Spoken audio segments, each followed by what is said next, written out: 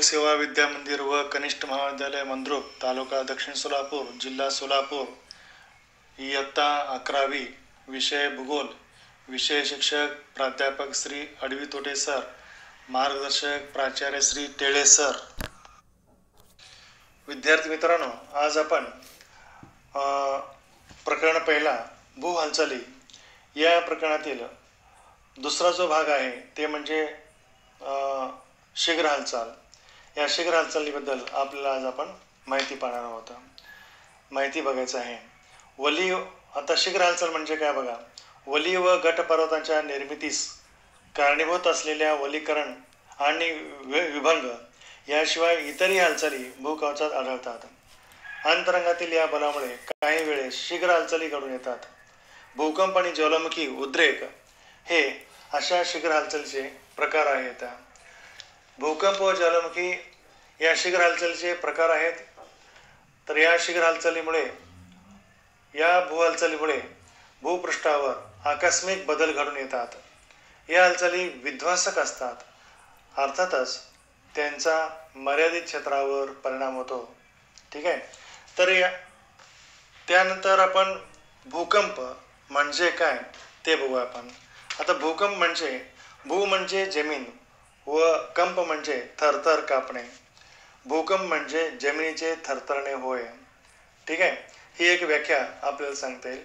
आणखी एक व्याख्या आपल्याला सांगता येते. भूकंप म्हणजे भूपृष्ठाला बसणारे हादरे होय किंवा काही कारणाने कंपायनमान होणारे भूकवच म्हणजे भूकंप होय. कंपायनमान म्हणजे भूकंप, थरथरणे, हलणे, हादरणे. या भूकवचाला विस्तृत क्षेत्रात बसणारे असे हादरे प्रामुख्याने भूगर्भातील भूपट्टांच्या हालचालीमुळे बसतात. तर काही वेळेला जास्त क्षमतेच्या ज्वालामुखीच्या उद्रेकामुळे बसतात. अलीकडील संशोधनानुसार बहुतेक भूकंप पातालिक तबकड्याच्या सीमा भागात त्यांच्या परस्पर टकरेमुळे भूकंपशास्त्रात भूकंपाचा व त्यामुळे निर्माण होणाऱ्या व पृथ्वीवर विस्तृत क्षेत्रात पसरणाऱ्या भूकंप लहरीचा अभ्यास केला जातो. विद्यार्थी मित्रांनो, आता एक तुम्हाला इथं सांगायचं आहे ते म्हणजे पृथ्वीच्या अंतरंगाचा अभ्यास आपल्याला प्रत्यक्षपणे करता येत नाही. का पृथ्वीच्या अंतरंगामध्ये आपल्याला जाता येत नाही, सहजपणे जाता येत नाही. पृथ्वीच्या म्हणजे भूपृष्ठाखाली आपल्याला सहजपणे जाता येत नाही. ज्याप्रमाणे पृथ्वीच्या पृष्ठभागावर आपण चंद्रावर जाऊन आलो, मंगळावर जाऊन आलो, मात्र पृथ्वीच्या पृष्ठभागाखाली भूपृष्ठाखाली आपण जाऊ शकत नाही. त्यामुळे भूपृष्ठाखालील भागाचा अभ्यास करण्यासाठी या भूकंप लहरीचा अभ्यास करावा लागतो. ज्वालामुखीच्या उद्रेकाच्या वेळी जो उद्रेकून जो बाहेर पडणारा पदार्थ आहे त्या पदार्थावरून आपल्याला पृथ्वीच्या अंतरंगाचा अभ्यास करावा लागतो. ठीक आहे. आणि या पृथ्वीचा अंतरंगाचा अभ्यास करण्यासाठी या भूकंप लहरींचा अभ्यास करणे गरजेचं आहे. ज्वालामुखीच्या उद्रेकातून बाहेर पडणाऱ्या पदार्थांचा अभ्यास करणे गरजेचं आहे. त्यामुळे आपल्याला भूकंप लहरी याबद्दल माहिती पाहणं अत्यावश्यक आहे. म्हणून भूकंप लहरी म्हणजे काय बघा. संत पाण्यामध्ये जेव्हा आपण एखादा खडा फेकतो आणि ते खडा फेकल्यानंतर पाण्याच्या पृष्ठभागावर ज्या लाटा निर्माण होतात, ज्या लहरी निर्माण होतात, त्या लहरी किंवा लाटा भूकंपामुळे भूपृष्ठावर निर्माण होतात. भूगर्भातील भूपट्ट जेव्हा परस्परांना थडकतात म्हणजे धडकतात किंवा त्यांना तडा जातो, त्यामुळे भूकंप लहरीच्या स्वरूपात ऊर्जा मुक्त होते. भूकंपाच्या निर्मितीमुळे खालील भूकंप लहरीचे 3 प्रकार पडतात.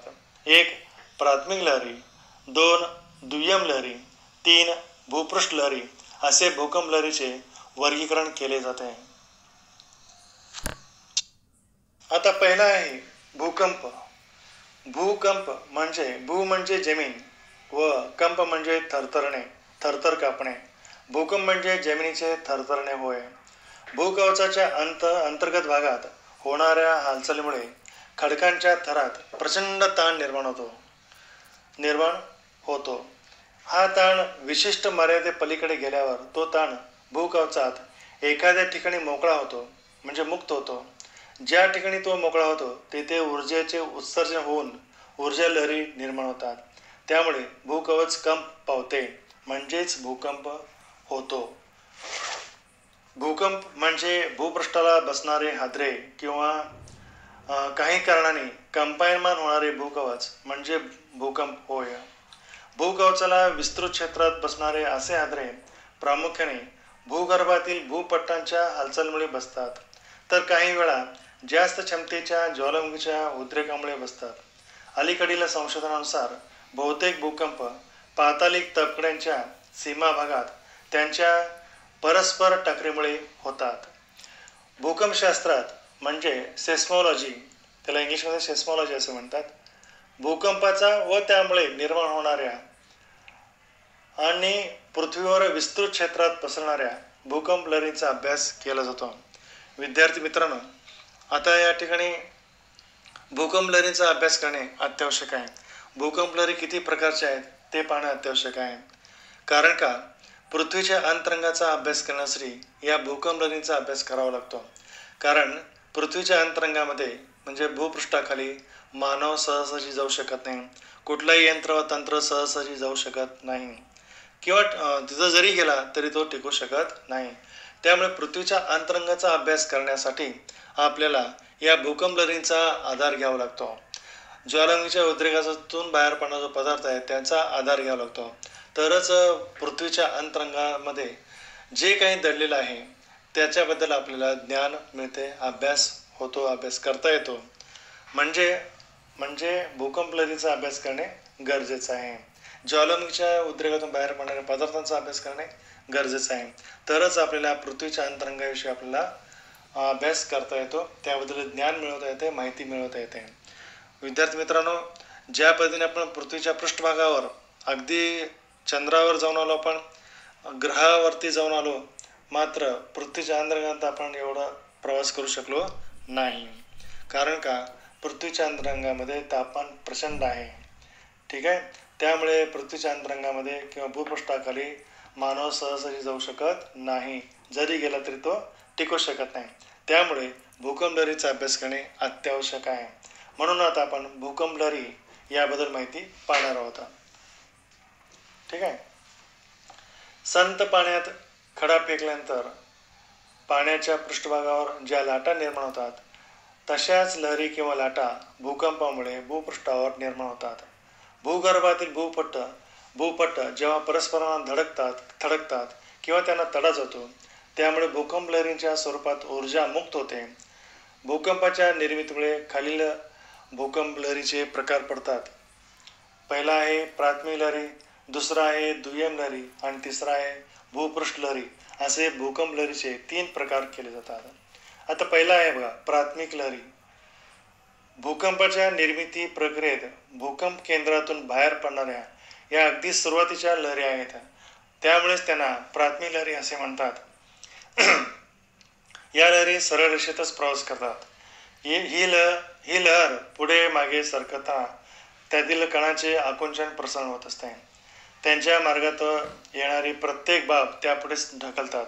त्यांचा वेग सर्व भूकंप लहरीमध्ये सर्वाधिक असून जास्त घनतेच्या माध्यमातून जाताना त्यांचा वेग वाढतो. त्यांच्या जास्त वेगामुळे त्या पृथ्वीच्या पृष्ठभागावर सर्वात अगोदर धडकतात. भूकंप मापन यंत्रावर या लहरीची नोंद सर्वप्रथम होते, म्हणून या लहरींना प्राथमिक लहरी असे म्हणतात. बघा, लक्षात आलं का? प्राथमिक लहरीचा वेग सर्वात जास्त असतो. प्राथमिक लहरी हे अगदी सुरुवातीला भूकंप निर्मित झालेल्या ताबडतोब ते केंद्रातून बाहेर पडतात, त्यामुळे त्यांना प्राथमिक लहरी असे म्हणतात. या लहरीचा वेग सर्वात जास्त असतो. या लहरी सरळ मार्गाने प्रवास करतात. त्यांच्या मार्गामध्ये कुठल्याही प्रकारचा जरी अडथळा आला तर ते पुढे ढकलत ते प्रवास करत असतात, इतका वेग त्यांचा असतो. म्हणून आणि दुसरी गोष्ट म्हणजे या लहरी सर्वात प्रथम भूपृष्ठावर येऊन पोहोचतात, त्यामुळे त्यांना प्राथमिक लहरी असे म्हणतात. याशिवाय भूकंप मापन यंत्रावर देखील या लहरी पहिल्यांदा त्यांची नोंद होते, म्हणून देखील या लहरींना प्राथमिक लहरी असे म्हणतात. या लहरीचं एक वैशिष्ट्य काय आहे? या लहरी जेव्हा जास्त घनतेच्या प्रदेशातून जेव्हा प्रवास करतात तेव्हा त्या लहरीचा वेग वाढतो. घनता कमी जास्त, जाडी त्याला आपण घनता असं म्हणतो. ठीक आहे. त्यानंतर दुसरा आहे बघा दुय्यम लहरी, याला सेकंडरी वेव्ज. प्राथमिक लहरीना प्रायमरी वेव्ज दुय्यम लहरींना सेकंडरी वेव्हज. आता या लहरी वर खाली या दिशेने कार्यरत असतात. प्राथमिक लहरी नंतर यांची निर्मिती भूकंप केंद्रात होते. या लहरी वर खाली या दिशेने कार्यरत असतात. प्राथमिक लहरीनंतर यांची निर्मिती भूकंप केंद्रात होते. त्या पुढे सरकण्याच्या दिशेला काटकोन करून प्रवास करतात, म्हणजे त्रिकोणामध्ये ते प्रवास करतात. या लहरींचे वैशिष्ट्य म्हणजे त्या द्रवरूप माध्यमातून प्रवास करू शकत नाहीत, कारण यांचा वेग प्राथमिक लहरीपेक्षा कमी असतो. त्यामुळे त्या भूगर्भातील द्रवरूप भागात शोषल्या जातात. यावरून पृथ्वीच्या अंतरंगाची कल्पना येते. त्यांचा वेग प्राथमिक लहरीपेक्षा कमी असतो. त्यामुळे भूकंप मापक यंत्रावर त्यांची नोंद प्राथमिक लहरीनंतरच होते. ठीक आहे. म्हणून प्राथमिक लहरी जेव्हा केंद्रामध्ये जातात, द्रवरूप अवस्थेत प्रवास करतात, तेव्हा ते वक्र होतात. वक्र होऊन ते प्रवास करतात. प्राथमिक लहरी मात्र प्रवास करतात, केंद्रामध्ये जातात. केंद्र म्हणजे कोणता? गाभा. जो गाभाचा भाग आहे त्या गाभ्यामध्ये प्रवास करतात. ठीक आहे. हे गाभा जवळपास भूपृष्ठापासून 2900 किलोमीटर वर त्या ठिकाणी आहे. ठीक आहे. त्यानंतर बघा तिसरा आहे भूपृष्ठ लहरी. या सर्वात मंद गतीच्या भूकंप लहरी असून त्या भूपृष्ठाला समांतर भूपृष्ठाखालून प्रवास करतात. या लहरीमध्ये कण वर खाली या दिशेने प्रवासाच्या दिशेने हालचाल करतात. जरी त्यांचा वेग सर्वात कमी असला तरी भूपृष्ठावर भूकंप केंद्राच्या भागात सर्वाधिक विध्वंस करतात. त्यांच्यामुळे खडकात स्थित्यंतर घडून येतात. मोठा आवाज येतो. त्यांच्यामुळे बांधकामे उद्ध्वस्त होतात. भूकंपाच्या प्रमुख धक्क्यानंतर येणाऱ्या लहरीमुळे मालमत्तेचे विशेष नुकसान होते, जीवितहानी होते. यानंतरच्या धक्क्यांची तीव्रता तुलनेने कमी असली तरी या लहरी भूपृष्ठाजवळून प्रवास करत असल्यामुळे त्यांची विध्वंसक क्षमता जास्त असते. मुख्य भूकंप धक्क्यानंतर पुढे दीर्घकाळापर्यंत ही क्रिया चालूच राहते. अशा पद्धतीने आपण भूकंप लहरीबद्दल माहिती पाहिलेली आहे. आता या ठिकाणी विद्यार्थी मित्रांनो, भूकंप लहरीची एक इथं आकृती दाखवली आहे बघा. आता या ठिकाणी खाली एक रेषा आहे. त्या रेषेवर 10, 20, 30, 40 असं लिहिलेलं आहे. त्या खाली एक बाणमध्ये लिहिलं आहे बघा, काल म्हणून लिहिलेलं आहे. आता इथे दिसतंय बघा, काल असं दिलेलं आहे. 10, 20, 30, 40 असं दिलेलं आहे. तर काल म्हणजे कालावधी. तर हे कालावधी जे आहे ते सेकंदामध्ये दिलेलं आहे. 10 सेकंद, 20 सेकंद, 30 सेकंद, 40 सेकंद इथे दिले बघा. इथं पहा. त्यानंतर वर बघा आकृतीमध्ये बघा, पहिल्यांदा अगदी सुरुवातीला प्राथमिक लहरी प्रवास कसं करतात बघा, सरळ. प्राथमिक लहरी सरळ प्रवास करतात बघा, सरळ रेषेत प्रवास करतात. आता या लहरी मागे पुढे होताना दिसतंय बघा, इथं सरकणं दिसतं. मागे पुढे म्हणजे वर खाली, थोडं वर खाली. कण जे असतात ते कण थोडं वर खाली आकुंचन प्रसरण पावत असतात. आता इथे इथे दिलेलं आहे बघा. ठीक आहे. मग आणि या मार्गामध्ये कुठल्याही प्रकारचे जे वस्तू असेल, काही पदार्थ असेल, काही असू दे, त्यांना बाजूला सरकून पुढे ढकलून ते त्यांचा प्रवास कंटिन्यू करत असतात. ठीक आहे. त्यामुळे आणि यांचा वेग जास्त असतो बघा. वेग किती आहे, यांचा वेग जास्त असतो. त्यामुळे काय होतं, ज्या ठिकाणी भूकंप यंत्र बसवलं असतं, भूकंप मापन यंत्र बसवलं असतं, त्या ठिकाणी त्यांची नोंद पहिल्यांदा होते.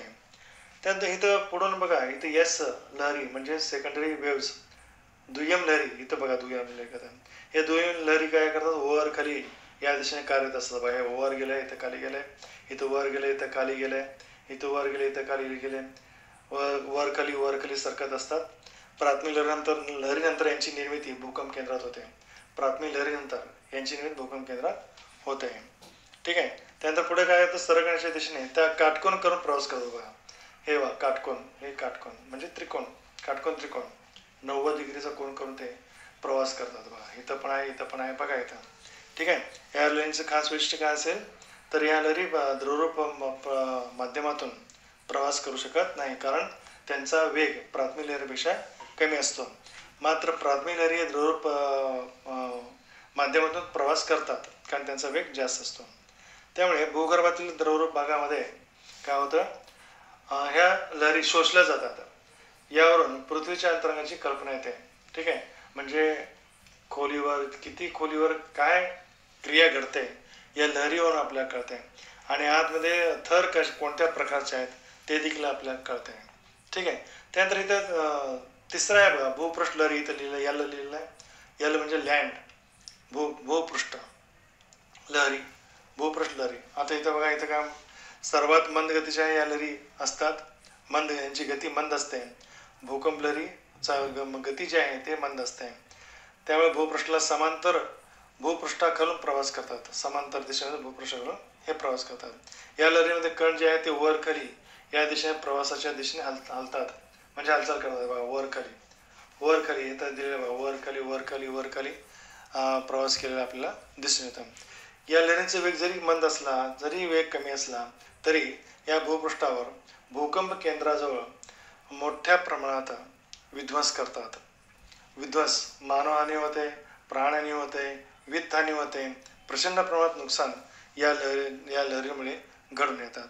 शिवाय या लहरी जेव्हा प्रवास करतात तेव्हा खडकामध्ये बदल घडून येते, स्थित्यंतर घडून येते, म्हणजे बदल घडून येतो. त्यावेळेला काय होतं, मोठ्या प्रमाणात आवाज, स्फोट झाल्यासारखा आवाज होतो. गाडी, बैलगाडी, पूर्वीची जी बैलगाडी होते ते बैलगाडी रस्त्यावरून, डांबरी रस्त्यावर गेला, जर खडकाळ रस्त्यावर गेला जसा आवाज येतो, किंवा रेल्वेसारखा जसा आवाज येतो, त्या पद्धतीने असा आवाज होत होत होत जातो. ठीक आहे. तर या पद्धतीने या आकृतीबद्दल आपण आता माहिती पाहिलेली आहे. पुढे बघूया आपण काय आहे ते. आता या ठिकाणी दिलेलं बघा, एक आकृती दिलेला आहे. तर इथं पृथ्वीच्या अंतरंगातील भूकंप लहरी यांचा जो प्रवास आहे तो प्रवास कसा होतो बघा. इथं दिलेला आहे बघा. इथं पिवळे रंग जे दाखवलेले आहेत ते प्राथमिक लहरी आहेत. काळे रंग जे दाखवलेले आहेत ते दुय्यम लहरी आहेत. भूपृष्ठ लहरी याचा भूपृष्ठालगतच असतात. इथं दाखवलेले नाहीत, कारण त्यांची छाया किंवा प्रदेश नसतो, त्यामुळे इथं दाखवलेला नाही. त्यांचा वेग अतिशय कमी असतो. आता इथं बघा, पहिल्यांदा हे दुय्यम लहरी आहेत. आता हे पिवळ्या रंगाचे जे प्राथमिक लहरी आहेत. पुन्हा दुय्यम लहरी, प्राथमिक लहरी, दुय्यम लहरी, प्राथमिक लहरी, दुय्यम लहरी इथं आहेत बघा. हा जो गाभा आहे, हे जे आहे ते प्रावरण आहे. हे जे आहे ते प्रावरण आहे. म्हणजे इथं भूपृष्ठापासून इथंपर्यंत, म्हणजे 35 ते 40 किलोमीटरपर्यंत हा भूपृष्ठावरचा, त्याला लागून ते इथं 2900 किलोमीटरपर्यंत हा प्रावरणाचा भाग आहे. 2980 किलोमीटरचा जो भाग आहे तो प्रावरणाचा भाग आहे. त्याच्या पुढं हा जो केंद्राचा गाभा आहे, केंद्र म्हणजे पृथ्वीचं जो अंतरंगाचं केंद्र आहे, गाभा, ज्याला आपण गाभा म्हणतो, ते गाभा येतं बघा. हे बाह्य गाभा आहे, हे अंतर्गत गाभा आहे. दोन गाभा आहेत. ठीक आहे. बाह्य गाभा आहे, अंतर्गत. हे संपूर्णपणे तप्त लावारसने व्यापलेला आहे, द्रवरूप अवस्थेत आहे. ठीक आहे. आता इथं पिवळ्या रंगाची रेषा दिसतं बघा, म्हणजे पिवळ्या रंगाची रेषा काय आहे, हे प्राथमिक लहरी आहेत. या प्राथमिक लहरी यातून प्रवास करतात बघा. परंतु द्रवरूप पदार्थामध्ये किंवा द्रवरूप जे माध्यमातून गाभ्यामध्ये जेव्हा ते प्रवास करतात प्राथमिक लहरी, हे वक्र होतात बघा, सरळ येत नाहीत. जसं इथं भूपृष्ठावर सरळ आलेत. प्रावरण देखील भूपृष्ठाचा भाग आहे. हे थोडासा भूपृष्ठ आहे, थोडासा पाण्याचा भाग आहे. ठीक आहे. इथे जसं सरळ येतात बघा, तसं इथं द्रवरूप अवस्थेत जेव्हा ते प्रवास करतात तेव्हा ते वक्र होतात बघा. इथं हे दाखवलं बघा, वक्र. केंद्रामध्ये सुद्धा वक्र झालेलं दिसून येतं बघा. ठीक आहे. अशा पद्धतीने हे प्रवास करतात प्राथमिक लहरी. ठीक आहे. शेवटपर्यंत येऊन पोचतात ते. अगदी भूकंप केंद्रापासून जेव्हा बाहेर पडतात तेव्हापासून ते पूर्ण एंडपर्यंत प्रवास करतात. इथं आहे बघा. ठीक आहे. त्यानंतर इकडं हे काळ्या रंगाचे जे आहे ते, काळ्या रंगाचे जे आहे ते दुय्यम लहरी आहेत.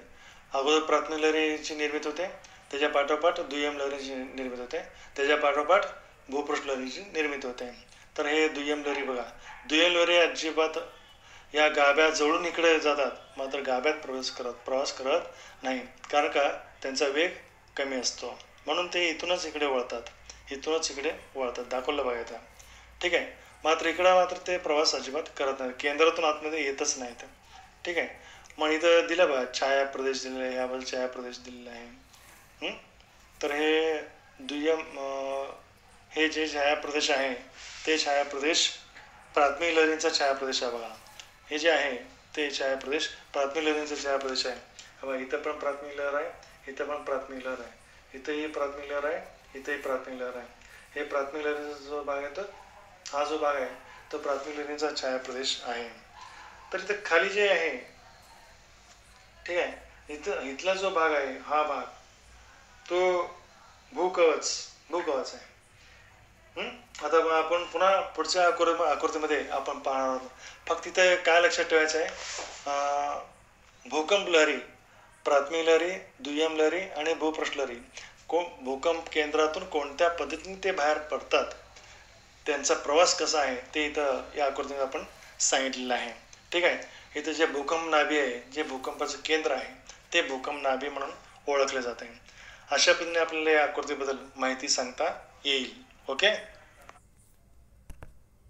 आता इथे पुन्हा एक आकृती दिलेली आहे बघा, आणि पान क्रमांक 6 वरती ही आकृती दिलेली आहे. तर या ठिकाणी काय म्हणलेलं बघा, तर भूकंपाच्या वेळी भूकंप लहरी पृथ्वीच्या सर्व भागात पसरतात का, तुम्हास काय वाटते, असा एक प्रश्न आहे. पृथ्वीच्या पृष्ठभागावर असा काही प्रदेश आहे का जेथे भूकंप लहरी पोहोचतच नाहीत. इथं दिलेलं आहे बघा, भूकंप लहरी कुठं पोहोचतच नाही असं काय नाही, सगळीकडे भूकंप लहरी पोहोचतातच. ठीक आहे.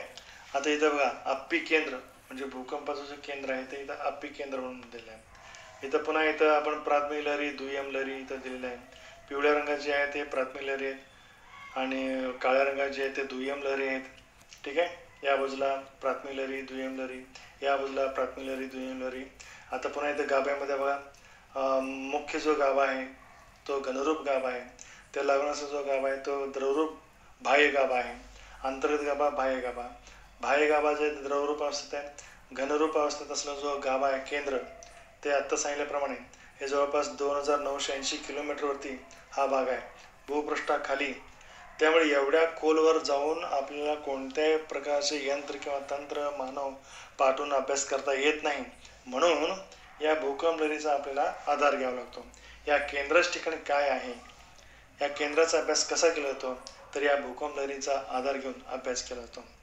अशा पद्धतीने अभ्यास करण्यासाठी या लहरींचा अभ्यास करणे गरजेचं आहे. ठीक आहे. आता इथं बघा, इथं पुन्हा दाखवलं बघा, हा जो केंद्र आहे द्रवरूप अवस्थेत आहे. मात्र या केंद्राच्या ठिकाणी जे प्राथमिक लहरी प्रवास केलेला आहे ते इथं पुन्हा वक्र झाले आहेत बघा. इथं पुन्हा वक्र, पुन्हा इथं सरळ झाले, पुन्हा इथं वक्र झाले, पुन्हा इथं सरळ झाले. अति द्रव आहे पण अति वक्र झाले आहेत. अति द्रवरूप अवस्थेत अति वक्र झाले आहेत. त्यामुळे इथं पुन्हा सरळ प्रवास करून बाहेर आल्यानंतर, गाभ्यातून बाहेर आल्यानंतर पुन्हा ते सरळ रेषेत प्रवास करतात. ठीक आहे. तर या भागाला काय म्हणतात, प्राथमिक लहरींचा छायाप्रदेश. या भागाला काय म्हणतात, प्राथमिक लहरींचा छायाप्रदेश. आता इथं पण प्राथमिक लहर आहे, इथं पण प्राथमिक लहर आहे. या दोन्ही जो भाग आहे तो प्राथमिक लहरींचा भाग आहे, त्या दोन लहरींच्या दरम्यानचा भाग आहे. म्हणून या ठिकाणी जो प्रदेश तयार झाला आहे तो प्रदेश म्हणजेच प्राथमिक लहरींचा छायाप्रदेश असे म्हणतात. ठीक आहे. तर या ठिकाणी बघा, भूकंप लहरीचे प्राथमिक लहरी, दुय्यम लहरी, भूपृष्ठ लहरी असे 3 प्रकार केले जातात. प्राथमिक लहरी सर्व माध्यमातून प्रवास करतात. दुय्यम लहरी फक्त घन माध्यमातून प्रवास करतात. प्राथमिक लहरी सर्व माध्यमातून प्रवास करत असल्या तरी एका माध्यमातून दुसऱ्या माध्यमात प्रवेश करताना त्याचे वक्रीभवन होते. भूकंप स्थानापासून दूर असलेल्या भूकंप मापन केंद्रातही भूकंप लहरींची नोंद मिळते. असे असले तरी काही विशिष्ट क्षेत्रात लहरींची नोंद होत नाही. अशा प्रदेशास भूकंप छायाचा प्रदेश असे म्हणतात. आता इथे प्रश्न विचारलेलाच आहे,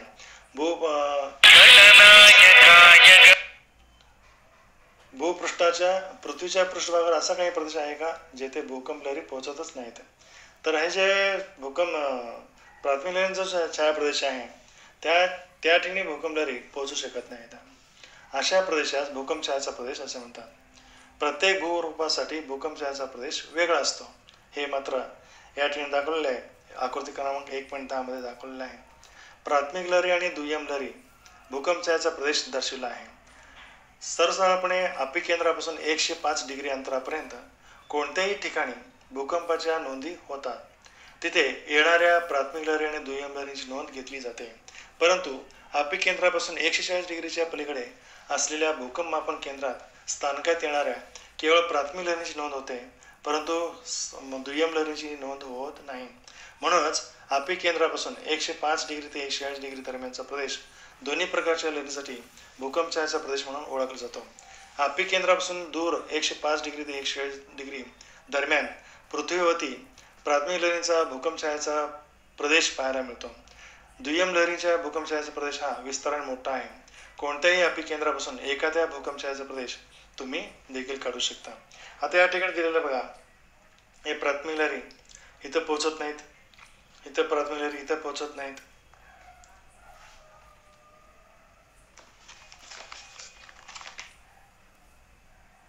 ठीक आहे. त्यानंतर इथं 140 डिग्रीचा कोन केलेला आहे. इथं भूकवच, इथं दुय्यम लहरी पोहोचत नाहीत, इथं भूकवच आहे. तर अशा पद्धतीने आपल्याला या आकृतीबद्दल माहिती सांगता येते. ओके. आता आपण बघूया भूकंप निर्मितीची कारणे. तर विद्यार्थी मित्रांनो, भूकंप निर्मितीची कारणे खालील पद्धतीने सांगता येईल. भूकंप निर्मिती प्रामुख्याने भूकवचातील ऊर्जा मुक्त झाल्यामुळे होते. ऊर्जा मुक्त म्हणजे मोकळी होणे. आता उदाहरणार्थ कुकर आपण जेव्हा आपण लावतो, प्रेशर कुकर लावतो आपण, जो गॅसवर ठेवतो आणि 7 ते 8 मिनिटांमध्ये आपल्याला शिट्टी वाजते. जे वाफ बाहेर पडते, त्याच वाफ बाहेर पडत असताना ती वरची शिट्टी जे व्हायब्रेट होते, शिट्टी व्हायब्रेट होते बघा. त्याच पद्धतीने जेव्हा आतील जी ऊर्जा आहे, भूकवचातली ऊर्जा, वाफ, ते बाहेर पडते तेव्हा भूकंपाची निर्मिती होते. हे प्रमुख कारण आपल्याला या ठिकाणी सांगता येतील. तर ते मुख्य कारणे कोणते आहेत ते बघूया आपण. पहिला जो आहे ते म्हणजे ज्वालामुखी. जेव्हा पृथ्वीच्या अंतरंगामध्ये ज्वालामुखीचा उद्रेक होतो तेव्हा भूकंपाची निर्मिती होऊ शकते. अशा भूकंपाचे केंद्र सहसा कमी खोलीवर असतात आणि उद्रेकाच्या जवळच्या परिसरातच यांचा परिणाम पाहावयास मिळतो. उदाहरणार्थ 1981 साली कॅस्केड पर्वतरांगात ज्वालामुखीचा उद्रेक झाला होता. त्याच वेळेला सेंट हेलेन्स येथे देखील 5.5 या रिश्टर महत्तेचा भूकंप झाला होता. ठीक आहे. तर हे आपल्याला या ठिकाणी सांगता येईल. त्यात दुसरं जे कारण आहे भूविवर्तनकी हालचाल. भूकवच हे अनेक लहान मोठ्या भूपट्ट्यापासून बनलेले आहे, मात्र ते स्थिर नाहीत, कारण ते सारखं हलत असतात. आपल्याला माहीतच आहे, भूपृष्ठाचा भाग म्हणजे जमिनीचा भाग कमी आहे, पाण्याचा भाग जास्त आहे, बरोबर आहे. बाह्य प्रावरणावरील जास्त घनतेच्या भागावर हे तरंगत असतात. आपण पृथ्वीचा अंतरंगाच्या वेळी आपण पाहिलंय प्रावरण म्हणजे काय, भूपृष्ठाखालचा 35 ते 40 किलोमीटर खालचा जो भाग आहे, 40 किलोमीटर पासून ते 2980 किलोमीटरचा जो भाग आहे तो प्रावरण म्हणून ओळखला जातो. तो पृथ्वीच्या अंतरंगाचा दुसरा थर म्हणून ओळखला जातो. याला मध्यावरण देखील असे म्हणतात. प्रावरण म्हणतात, मध्यावरण म्हणतात, किंवा याला इंग्लिशमध्ये मेंटल असे म्हणतात. ठीक आहे. तर हे लहान मोठ्या भूपट्ट्यापासून बनलेले असून ते स्थिर नाहीत. बाह्य प्रावरणातील जास्त घनतेच्या भागावर ते तरंगत असतात, बरोबर आहे. सर्वसाधारणपणे सीमावर्ती भागात भूपट्ट हालचालीमुळे भूकंप निर्मिती होऊ शकते. यामध्ये भूपट्ट सरकणे, एकमेकावर जाऊन आदळणे, एक भूपट्ट दुसऱ्या भूपट्टाखाली जाणे इत्यादी गोष्टी घडत असतात. आता या ठिकाणी आकृती क्रमांक 1.20 मध्ये दाखवलेलं आहे बघा. Indonesia, California. इंडोनेशिया म्हणजे आपल्या भारताच्या दक्षिणेला आहे, म्हणजे हिंदी महासागरामध्ये इंडोनेशिया बेट समूह आहे. त्यानंतर कॅलिफोर्निया हे उत्तर अमेरिकेमध्ये, उत्तर अमेरिकेच्या पश्चिम भागात आहे. चिली हे देश दक्षिण अमेरिकेमध्ये पश्चिम भागात आहे. या देशातील भूकंप भारतातील उत्तर काशी, म्हणजे आपल्याकडे उत्तर काशी माहीत आहे, बनारस, वाशी असं म्हणतो, काशी असं म्हणतो, आणि आसाममधील भूकंप ही या प्रकारच्या भूकंपाची उदाहरणे आहेत. अशा पद्धतीचे भूकंप आपल्याकडे देखील घडून गेलेले आहेत. आता बघा, 15 मार्च 2011 रोजी जपानमध्ये झालेला भूकंप. ठीक आहे. त्यानंतर 30 सप्टेंबर 1993 रोजी लातूर भागामध्ये झालेला भूकंप. ठीक आहे. त्यानंतर 26 जानेवारी 2001 रोजी गुजरातमधील भुज येथे झालेला भूकंप. अशा पद्धतीचे भूकंप आहेत ते भूकंप भूविवर्तनकी भूविवर्तनिकी हालचालीमुळे झालेले भूकंप आहेत. ठीक आहे. त्यानंतर आणखीन एक महत्त्वाचा जो आहे ते सिक्कीममध्ये 2011 झालेला भूकंप, सेंट फ्रान्सिस्को येथे झालेला 1906 झालेला भूकंप. तर 1993 आता सांगितलं पण लातूरमध्ये झालेला भूकंप आहे. आसाममध्ये 1950 साली झालेला भूकंप आहे. मग याच्या अगोदर जे झालेलं आहे 1967 झालेले भूकंप हे आपल्याला उदाहरण म्हणून सांगता येतील. ठीक आहे. त्यानंतर तिसरं जे महत्त्वाचं कारण आहे ते म्हणजे मानवनिर्मित भूकंप. आता या ठिकाणी तुम्ही 2 भाग करू शकता, एक निसर्गनिर्मित भूकंप आणि दुसरा मानवनिर्मित भूकंप. निसर्गनिर्मित भूकंपामध्ये ज्वालामुखी आणि भूविवर्तनिकी हालचाल. त्यानंतर मानवनिर्मित भूकंप हे बघा कसा आहे. अलीकडच्या काळामध्ये जगातील वेगवेगळ्या भागामध्ये आण्विक स्फोट म्हणजे अणुबॉम्बस्फोट, अणुस्फोट हे घडून आणतात. बरोबर आहे. आणि चाचण्या करतात, मोठमोठ्या प्रमाणात अणुचाचण्या करतात. त्यावेळेस मोठ्या प्रमाणात स्फोट होतो, बॉम्ब स्फोट होतो, आण्विक स्फोट होतो. मोठ्या प्रमाणात खोदकाम केले जातात. खोल खाणीमध्ये खोदकाम केलं जातं. खनिजाचे उत्खनन केलं जातं. धरणे बांधणे, बरोबर आहे, धरणे बांधणे, जलाशय निर्माण करणे हे मानवनिर्मित भूकंप आहेत. आता धरणे आणि जलाशय यांचं कारण काय आहे तर या ठिकाणी तुम्हाला सांगायचं वाटतंय, पुस्तकांवर दिलेलं नाही. तर धरणाचं जे पाणी आहे, आता उजनी धरण किंवा कोयना धरण किंवा भाकरा मार्गाचं धरण किंवा जायकवाडी धरण हे मोठमोठे धरण आहेत. आलमट्टी डॅम हे मोठमोठे धरणे आहेत. या धरणामध्ये पाण्याचा मोठ्या प्रमाणात साचलेला आहे. आणि काय होतं, ते पाणी झिरपत जाते, अगदी खोलपर्यंत जाते. कुठंपर्यंत जाते, तप्त लावारसापर्यंत जाते. 1980 किलोमीटरपर्यंत जाते पाणी, झिरपत जाते. आणि त्या ठिकाणी काय होतं की जसं आपण अगदी तापलेल्या तव्यावरती जसं पाणी शिंपडल्यानंतर वाफ निर्माण होते, त्यापर्यंत इथं वाफ निर्माण होते, प्रचंड प्रमाणात वाफ निर्माण होते. आणि ते वाफ बाहेर फेकण्याचा प्रयत्न करत असते. आणि हे बाहेर फेकण्याचा जेव्हा प्रयत्न करते तेव्हा या भूभागाला, जमिनीला हादरे बसतात, तेव्हा भूकंप होतो. ठीक आहे. आणि पाण्याचा आणि त्याचा असा संबंध त्यांनी लावलेला आहे. ठीक आहे. तर अनेक कारणे आहेत, या कारणाचा समावेश यामध्ये केलेला आहे. अर्थात यामुळे निर्माण होणारे भूकंप कमी क्षमतेचे असतात. आता उदाहरणार्थ बॉम्बस्फोट, आता फटाके उडवत असताना सुद्धा आपल्याला आवाज होतो. काही ठिकाणी बँड वाजवत असेल तर आवाज होतो. ॲटोम बॉम्ब उडत असताना सुद्धा आवाज होतो. हे काय आहे, स्थानिक ठिकाणी हे घडून आणलेले असतात, म्हणून हे स्थानिक असतात. ठीक आहे. आणि त्यांचे क्षेत्र देखील कमी असते, मर्यादित क्षेत्रावरतीच हे घडून येते. अणुचाचण्या एका ठिकाणी घडत जातात. सुरुंगाचा वापर एकाच ठिकाणी घडवत जातात. आता विहिरीमध्ये ब्लास्टिंग उडवतात, त्यावेळेस देखील मोठ्या प्रमाणात जमिनीला हादरे बसतात. बरोबर आहे. आता मोठ्या प्रमाणात खोदकाम करतात. आता खाणीमध्ये मोठ्या प्रमाणात खोदकाम करतात, त्यावेळेस देखील आवाज होतो, स्फोट करावे लागतात. बांधकाम करताना आवाज होतो, स्फोट करावा लागतो. खाणकाम करताना देखील करावा लागतो. असे अनेक कारणे आपल्याला सांगता येतील. मात्र हे जे मानवनिर्मित जे भूकंप आहे ते त्यांचे परिणाम स्थानिक असतात आणि कमी प्रमाणात असतात.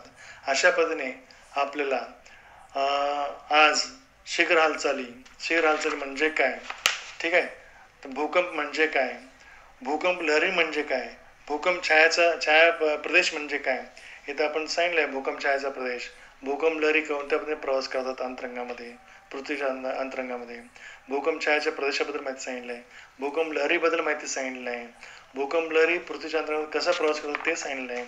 त्यानंतर भूकंप निर्मितीची कारणे काय आहे ते आपण सर्वात शेवटी सांगितलेलं आहे. अशा पद्धतीने आजचा भाग आपण इथेच थांबूया. पुढील भागामध्ये आपण बघूया दुसरा जो भाग आहे यातला शीघ्र हालचालीमधला जो दुसरा भाग आहे ते म्हणजे ज्वालामुखी, ते पुढच्या व्हिडिओमध्ये पाहूया. ओके, ठीक आहे.